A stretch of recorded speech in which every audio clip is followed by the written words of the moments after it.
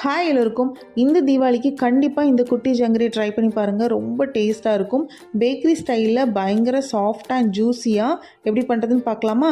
First ஒரு cup உளுந்தை இந்த மாதிரி நல்லா கழுவிட்டு ஒரு 3-4 மணி நேரம் நல்லா ஊற வச்சு மிக்சிலையோ இல்லை கிரைண்டர்லையோ தண்ணி தெளித்து மாவு இந்த மாதிரி பதத்துக்கு அரைச்சி எடுத்துக்கோங்க.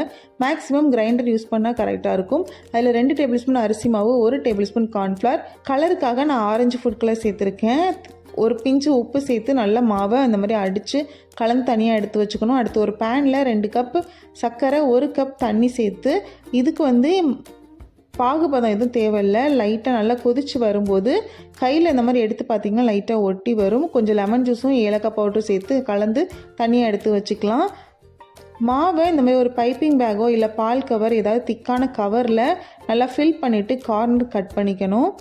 கட் பண்ணிங்கன்னா கரெக்டாக இருக்கும். எண்ணெய் ரொம்ப சூடாக இருக்கக்கூடாது. ஒரு மிதமான சூட்டில் லைட்டாக இந்த மாதிரி ரவுண்ட் ஷேப்பில் பிழிஞ்சு எடுத்துட்டிங்கன்னா சூப்பராக ரெடி ஆகிடும்.